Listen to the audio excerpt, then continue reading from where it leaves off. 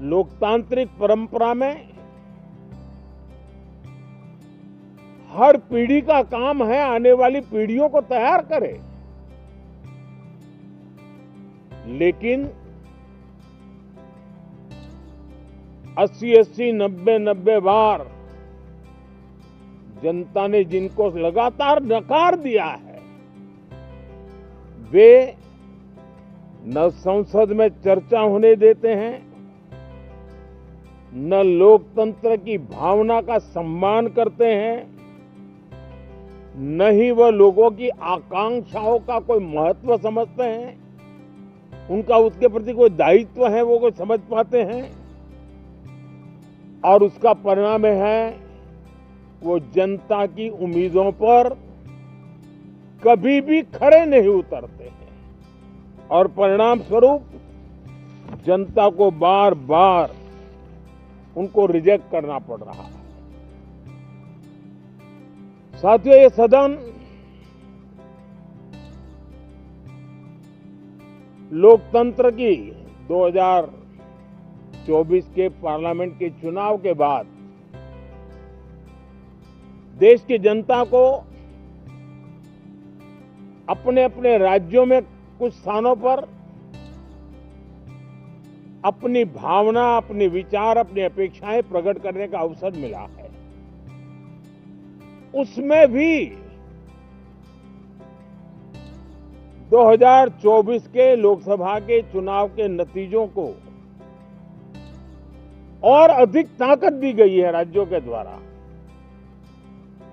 और अधिक बल प्रदान किया गया है, और अधिक समर्थन का व्याप बढ़ा है। और लोकतंत्र की यह शर्त है कि हम जनता जनार्दन की भावनाओं का आदर करें, उनकी आशा अपेक्षाओं पर खरा उतरने के लिए दिन रात मेहनत करें। मैं बार बार खास करके विपक्ष के साथियों से आग्रह करता रहा हूं, और कुछ विपक्ष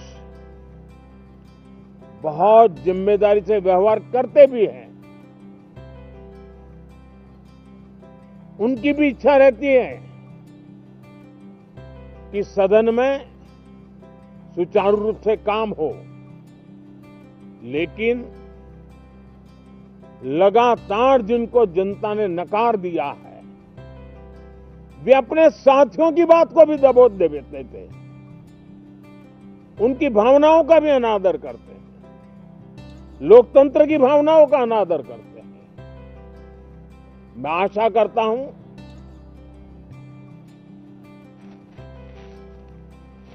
कि हमारे नए साथियों को अवसर मिले।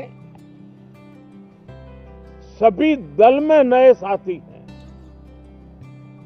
उनके पास नए विचार है, भारत को आगे ले जाने के लिए नई नई कल्पनाएं हैं। और आज विश्व भारत की तरफ बहुत आशा भरी नजर से देख रहा है, तब हम संसद का समय का उपयोग वैश्विक स्तर पर भी भारत के आज जो सम्मान बढ़ा है, भारत का प्रति जो आकर्षण बढ़ा है, उसको बल प्रदान करने वाला हमारा व्यवहार रहना चाहिए। विश्व के अंदर भारत को ऐसे अवसर बहुत कम मिलते हैं जो आज मिला है,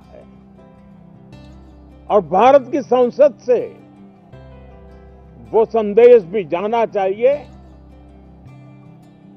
कि भारत के मतदाता उनका लोकतंत्र के प्रति समर्पण,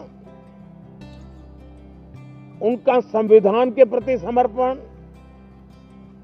उनका संसदीय कार्य पद्धति पर विश्वास, संसद में बैठे हुए हम सबको जनता जनार्दन की इन भावनाओं पर खरा उतरना ही पड़ेगा। और समय की मांग है, हम अब तक जितना समय गंवा चुके हैं उसका थोड़ा पश्चाताप करें और उसका परिमार्जन करने का उपाय यही है कि हम बहुत ही तंदुरुस्त तरीके से हर विषय के अनेक पहलुओं को संसद भवन में हम उजागर करें।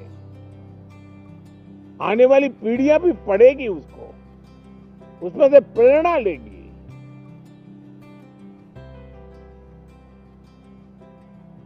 मैं आशा करता हूं कि ये सत्र बहुत ही परिणामकारी हो, संविधान के 75वें वर्ष की शान को बढ़ाने वाला हो, भारत की वैश्विक गरिमा को बल देने वाला हो, नए सांसदों को अवसर देने वाला हो, नए विचारों का स्वागत करने वाला हो।